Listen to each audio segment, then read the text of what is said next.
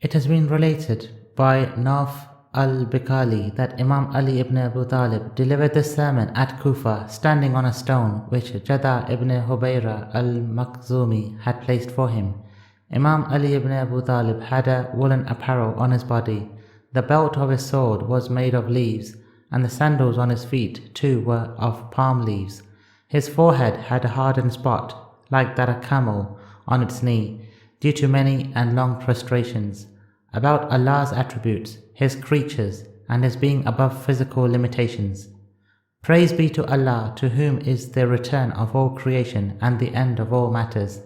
We render Him praise for the greatness of His generosity, the charity of His proofs, the increase of His bounty, and for His favours, a praise which may fulfil His right, repay His thanks, take us near His reward, and produce an increase in His kindness.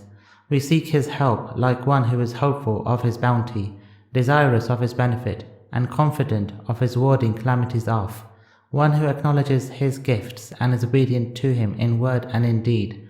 We believe in Him like one who reposes hope in Him with conviction, inclines to Him as a believer, humbles himself before Him obediently, believes in His Oneness exclusively, regards Him as great, acknowledging His dignity, and seeks refuge with Him with inclination and exertion. Allah, the most glorified One, has not been born so that someone could be His partner in glory, nor has He begotten anyone so as to be inherited. Time has not preceded Him.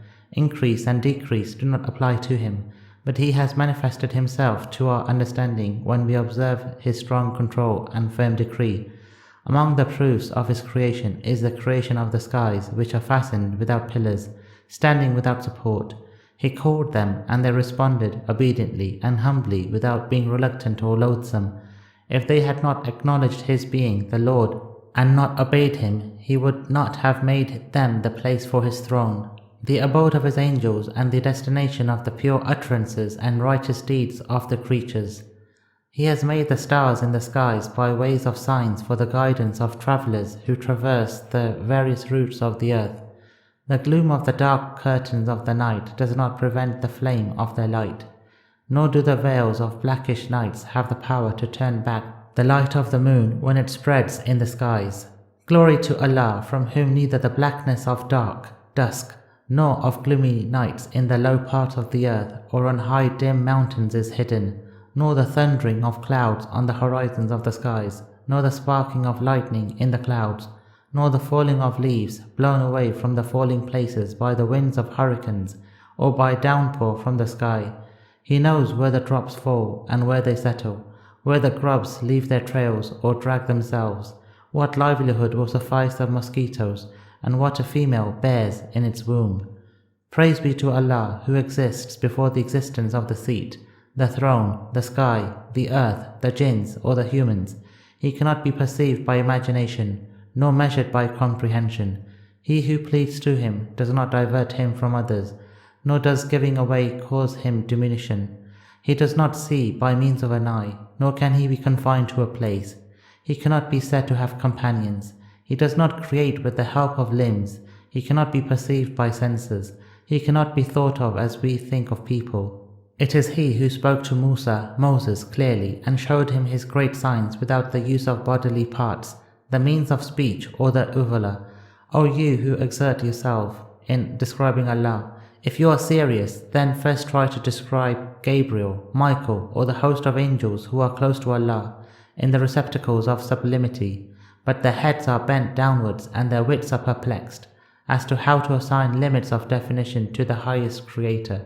This is so because those things can only be perceived through qualities which have shape and parts and which succumb to death after reaching the end of their times. There is no God but He. He has lighted every darkness with His glory and has darkened every light with the darkness of death. An account of bygone peoples and learning from them. I admonish you, servants of Allah, to fear Allah, who clothed you well and bestowed upon you an abundance of sustenance. If there was anyone who could secure a ladder to everlasting life or a way to avoid death, it was Sulaiman ibn Dawood, Solomon, son of David, who was given control over the domain of the jinns and men along with prophethood and a great status with Allah. But when he exhausted appointed ration of this world and his fixed time expired, the bow of destruction shot him with an arrow of death. His mansions became vacant, and his habitations became empty. Another group of people inherited them. Certainly, the bygone centuries have a lesson for you. Where are the Amalekites and the son of the Amalekites? Where are the pharaohs? But when his empire in the end was destroyed in a few moments, neither his status nor his servants could come in the way of its destruction, nor could the vastness of his realm prevent it. Rather, the waves of the very streams of which he was extremely proud wrapped him in and dispatched his soul to hell, throwing the body on the bank to serve as a lesson for the whole of creation. Where are the people of the cities of Ar-Ras who killed the prophets, destroyed the traditions of the holy messengers, and revived the traditions of the despots?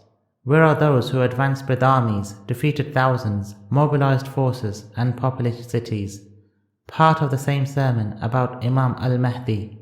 He will be wearing the armor of wisdom, which he will have secured with all its conditions, such as full attention towards it, complete knowledge of, and exclusive devotion to it.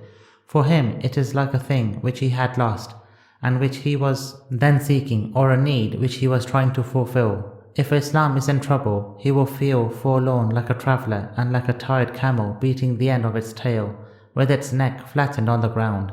He is the last of Allah's proofs, and one of the vice-regents of his prophets, on the method of his ruling, and grief over the martyrdom of his companions. O people, I have divulged to you advice which the prophets used to preach to their peoples, and I have conveyed to you what the vice-regents of the prophets conveyed for the benefit of those coming after them. I tried to train you with my whip, but you could not be straightened. I drove you with admonition, but you did not acquire proper behavior. May Allah deal with you. Do you want an Imam other than me to take you on the right path and show you the correct way? Beware, the things in this world which were forward have become things of the past, and those things which were behind are going ahead. The virtuous people of Allah have made up their minds to leave, and they have traded with the little perishable pleasure of this world a lot of such reward in the next world that will remain forever. What loss did our brothers, whose blood was shed in Siffin, suffer by not being alive today? Only those that are not suffering from choking upon swallowing and not drinking turbid water. By Allah, surely they have met Allah, and He has bestowed upon them their rewards. He has lodged them in safe houses after their having suffered fear.